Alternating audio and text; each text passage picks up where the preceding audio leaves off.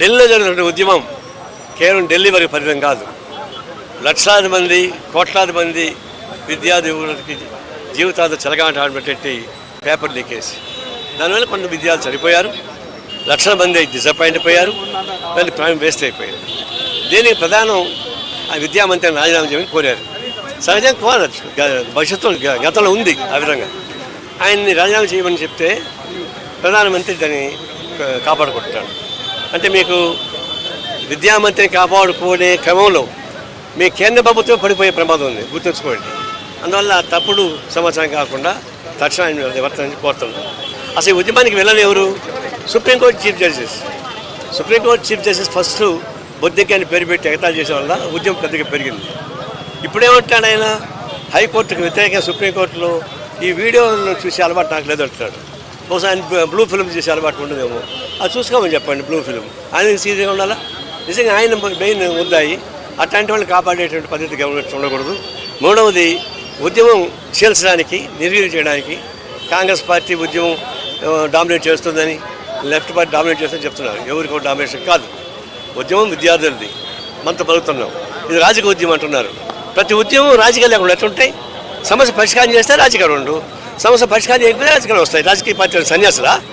మరిగట్టు కూర్చుంటే అన్యాయం జరుగుతూ ఉంటే, లక్షల మంది, కోట్ల మంది విద్యార్థులకు అన్యాయం జరుగుతాయి. రాజకీయ పార్టీకి ఊరుకుంటాయా? పోరాటం సాగిస్తాం. పద్ధతి ప్రకారం చేస్తున్నారు. మీరు ప్రైమ్ మినిస్టర్ ఇంటి మీద దాడి చేశాయా రాహుల్ గాంధీ అంటున్నాడు. చేస్తారు.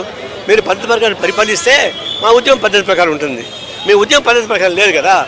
జాతీయ అంగీకృత వ్యతిరేకం చేస్తున్నారు, పార్లమెంట్ డెమోక్రసీని నాశనం చేస్తున్నారు, సెక్యులరిజం నాశనం చేస్తున్నారు, అవినీతి పెంచి పోషిస్తున్నారు, రౌడీలు పెంచుతున్నారు, ఉద్యమాల అంశానికి పోలీసులను భక్తులు పంపించి కొట్టిస్తున్నారు. కాబట్టి మీరు ఉద్యమం సాపరిశోధన చేయడం లేకపోతే మా ఉద్యమం ఎట్లా ఉంటాయి. అయితే దీనికి మాత్రం ఈ ఎవరు డామినేషన్ కాదు. ఈ ఉద్యమానికి కాంగ్రెస్ పార్టీ, వామపక్ష పార్టీలు, విద్యార్థి ఉద్యమం అందరూ కలిసికట్టుగా పోరాటం సాగిస్తున్నాం. జయప్రదం అవుతాం. మంత్రి రాజీనామా చేస్తే పరిష్కారం అవుతుందా సమస్య? పార్లమెంట్ చర్చకు సిద్ధమన్నా కూడా రాజకీయం చేస్తున్నారు అని. మొదటి ముద్ద ఆయన పెట్టుకొని బొమ్మలాగా పూజించుకుంటావా? తప్పు చేసామని పార్లమెంట్లో పెట్టుకొని తమల పక్కన మంత్రులు చాలనా? తప్పు చేయడం బయటకు పోవాలా? అప్పుడే చర్చ జరుగుతాయి.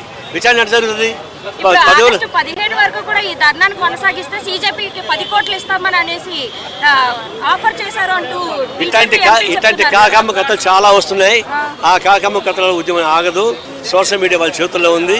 వాళ్ళే హీరోని సృష్టిస్తున్నారు, వాళ్ళే విలన్ సృష్టిస్తున్నారు, వాళ్ళే హీరోయిన్ సృష్టిస్తున్నారు, వాళ్ళే రేప్ చేస్తున్నారు, ఆమె మీద పడేస్తున్నారు. అందువల్ల దాన్ని ఎవరు నమ్మరు. సార్, అసలు జంతర్ మంతర్ దగ్గర ధర్నా చేసిన వాళ్ళ విద్యార్థులు అసలు ఎంతమంది ఉన్నారో కూడా తెలియదు. వారందరూ కూడా డబ్బుల కోసం ఆశపడి వచ్చిన వాళ్ళు ఎక్కువ మంది ఉన్నారని అంటున్నారు. ఇది ఎంతవరకు వాస్తవం? కామన్ల కనులకు లోకమంతా పచ్చగా ఉంటుంది.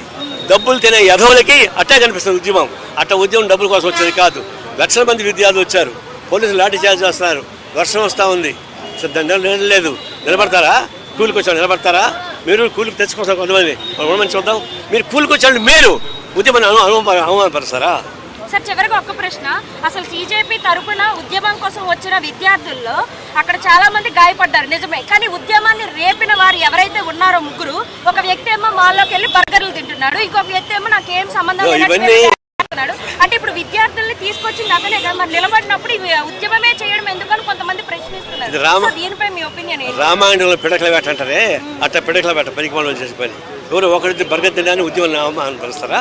ఇవన్నీ ఉద్యమాన్ని యుద్ధం పెట్టడానికి అవమానపరచాలని చేసే కుట్ర తప్ప ఇంకోటి కాదు. ఆ కుట్ర నమ్మరు.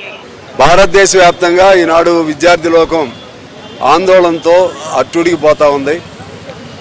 లక్షల మంది, కోట్ల మంది హృదయాలను తాకే విధంగా ఇవాళ కేంద్ర ప్రభుత్వ విధానాలు ఉన్నాయి. నీట్ పేపరు లీకేజ్ వలన అంతకుముందు ఎంసెట్లు అటువంటి ఏ రాష్ట్రానికి ఆ రాష్ట్రం ఉండేది.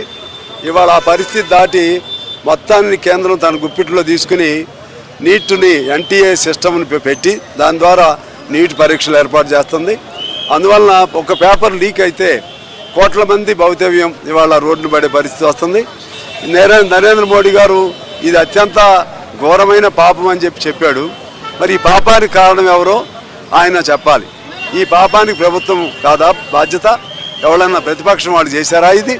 ఈ లీకేజీని కంట్రోల్ చేయాల్సిన బాధ్యత ఎవరిది? దానికి సంబంధించినటువంటి మంత్రిని మీరు రాజీనామా చేయమని ఎందుకు అడగరు? మీరు చేయకపోతే చెప్పారు, ఆయన మీరైనా అడగాలి. ఆయన నైతిక బాధ్యతతో రాజీనామా చేయాలి. అదేవిధంగా సోనం వాంగ్చు 27 రోజుల నుంచి నిరాహార దీక్ష చేస్తూ ఉంటే ఆయన మరణించినా పర్వాలేదు అన్నట్టుగా వీళ్ళు నిర్లక్ష్యంగా నేరపూరితమైనటువంటి నిర్లక్ష్యం చేస్తుంది కేంద్ర ప్రభుత్వం.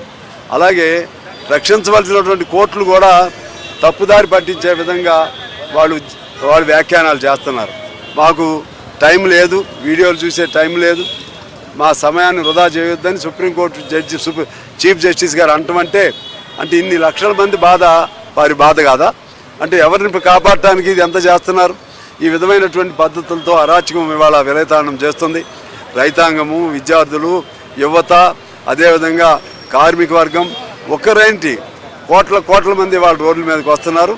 ఈ పరిస్థితి ఇలాగే కొనసాగితే శ్రీలంక, బంగ్లాదేశ్ల పరిస్థితులు భారతదేశంలో కూడా పునరావృతం అవుతాయి.